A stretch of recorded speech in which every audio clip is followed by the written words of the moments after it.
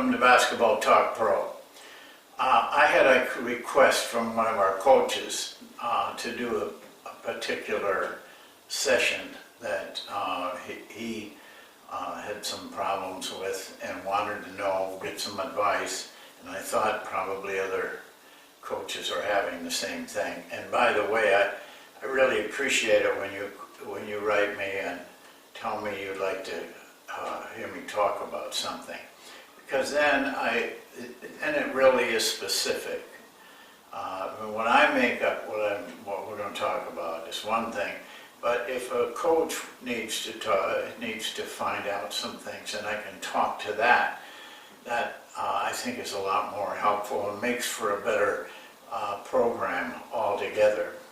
Well, this request was, and it's a legitimate one, was what do you do when your players are just lethargic in practice and are not putting in the energy that you think that they need to put in? And that kind of is first of all, it's a tough question, but second of all, it's kind of a personal thing. I don't know what the situation is from here. It could be a lot of things, you know, and so you have to kind of take it time by time. There's no general way to deal with this, but I'll just give you a couple of principles that I think you need to know, and reflect on them. The first one is, don't punish them. I'm really opposed to that.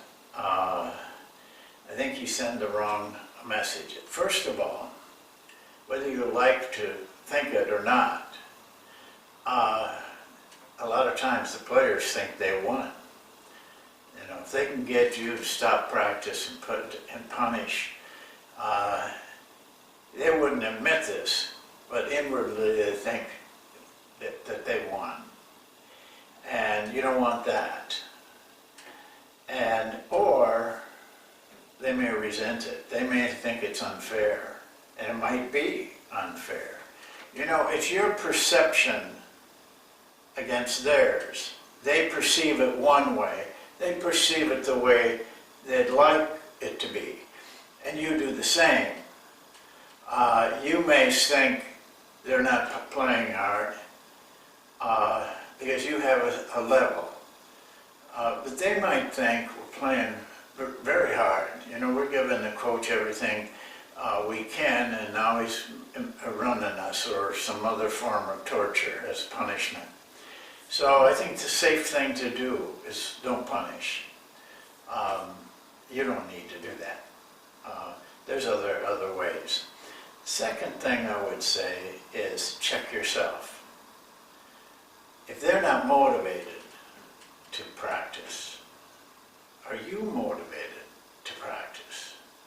If you aren't motivated to practice, or you're not ready to practice, or you're distracted in practice, the players are going to be the same way. They might, early on, they might keep going, but after a while, you know, if you're coming to practice unprepared, you're sloppily dressed, etc., like, you know, and you don't have the motivation, you're distracted. You have to check yourself. My guess is that probably that's the reason. So the other aspect of that, number 3, is make sure your practice is planned correctly and that you have prepared yourself correctly. I can honestly say this in a long, long career. I don't know how many practices, I guess thousands, that when we had a bad practice I thought was bad, every time it was because I didn't come to that practice in the right frame of mind. Now, I work hard at trying to be in the right frame of mind, but there's just days when maybe you don't have time to put the time into the practice.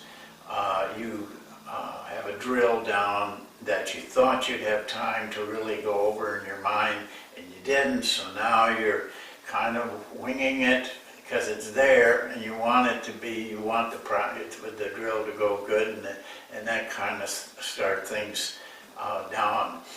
But take care to plan practice. If it isn't planned well, and you know the practice well, you might have more than one or two bad practices. You're the model. You're the guy. Don't ever forget that. How you come and what you expect of yourself and your team has so much of a factor on how they perform. So, check yourself and make sure your practices are well planned and good ones. Everything is managed well. The balls are there. Everything is right. It's a professional type practice. And then the fourth thing, don't quit practice. Don't quit striving for a good practice. Right up to the last minute. Keep pushing. Keep pushing. Not saying get goofy with your players. I'm just saying that if you draw back, they'll do it a lot. You've got to push and push yourself and keep trying, but never call practice off. Then they have one. Then you're going to see it a lot. And so be careful with that. Now, you might try, and I would do this if I thought it's just gone long enough. I call them together. I don't rage at them, and I don't take a lot of time because we got to practice. And I just point out to them that the fact that we're having a bad practice, and I talk to them a little bit about it. They know when they're having a bad practice. But I make a point, depending on the situation, that I'm not going to let up. And I don't mind challenging them. I challenge them and I tell them, you're not going to wear me out. You're not going to make me quit. We're going to go right up to the end. We're going to keep trying. That sends a message that this is important to you. And it may not help you today, but it'll help you down the road. As far as challenging your team, be very careful with that. And you have to have a certain relationship with that team. If you're on shaky ground, you better not do that. They may challenge you. And so I feel pretty confident with my teams, so I can do that. But it may not be the same case with yourself. Well, the last one, number 5, is this. Practice is over. Forgive them and go on. But make it a unconditional forgiving. You're not going to carry anything home. Don't sit around and stew about it all night long. All morning before practice, I'm going to really get it. Don't do that, because that just aggravates the situation. Forget it. It's done. You can't do anything about it. Come with a frame of mind that it never even happened. And forgive them for not having a good practice. At the end of that Buffett, 10 rules that Warren Buffett thinks you need for success, I was taken by his 10th one. He said, unconditional love. There are no conditions connected with it. There are no conditions connected with forgiving them. It isn't like I'm forgiving them, so now I can be mad at them. It's complete forgiveness, complete love, unconditional. I thought that was a very, very great thing that he told all of us and all the people that saw that. I'll leave you with this. One practice here and there is you can accept, but if you have extended lethargic practices, for example, not only this one, but tomorrow, the day after that, you got a problem. Now you got to look at it differently, and I can't answer that question. But I think I know enough that I could guess at it.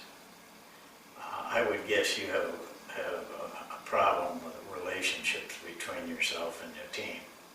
You've got to get that straightened out. Maybe only one player, though. You got to be very alert to that it isn't the team, it's just one or two. Usually one drags somebody with him, some weaker player that's, goes along with him, but it's usually in that area. Players want to win, they want to play well, they want to do good. If you're in the same boat with them and things are smooth, they're not going to have extended practices that are bad. So if you do, you got a problem. And take a look at things, and you might need to talk to some people around the situation. You may need to find out some things. That's up to you, though. All of this depends on you as a personality and you as their coach. What you do and how you act and how you take serious what you do has such a tremendous impact on those players. I don't care whether they're NBA guys or high school guys. What you are is more important to them than what you know. So that's it for today. I hope this helped you. I know the situation. We've all gone through it. I don't care who you are. Have a little plan and work through it. We'll see you next time.